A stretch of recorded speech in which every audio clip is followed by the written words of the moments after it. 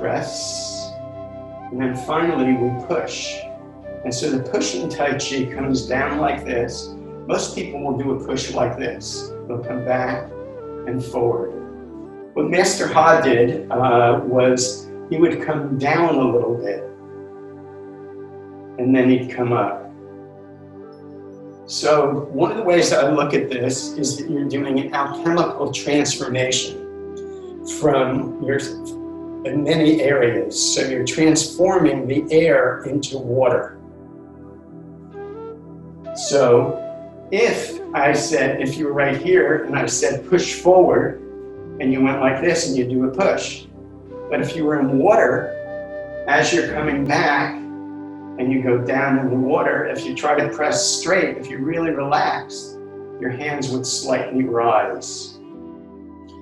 Now, if you study the medical forms of the animal forms of Qigong, one of the elements has to do with the liver points that end right here. This is for the bear. So when you're going like this with the bear, and then the bear claws.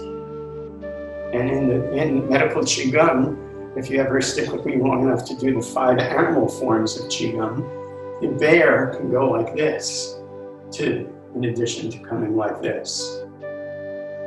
And so these points right here is the top of the liver meridian. And so it's very interesting that in Tai Chi, which has borrowed, in my opinion, from the animal forms of Qigong and from medical Qigong, they're all part of a much bigger Chinese internal martial arts system. That when you're going like this and coming around and pushing, you're coming up from here and going forward. So on a healing level, what we're doing is healing the liver meridian.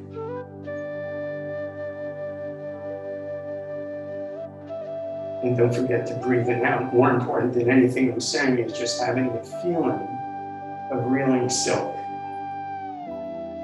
Going nice and smoothly so that you're moving as one piece. So your hands aren't going like that. They're moving with your whole body. Just get a sense of this for a minute. So remember, the main thing behind this way of learning is developing what's called integral force.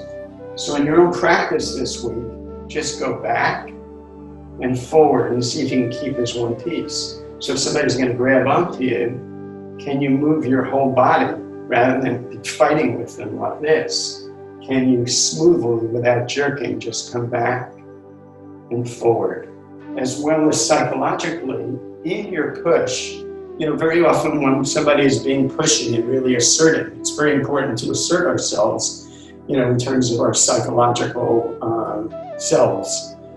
Assertion, by the way, is related to the liver. But when you're asserting yourself, there is an initiation you're going through because you're only 60-40 in your weight. You're not here all the way forward and going off balance. You're coming like that.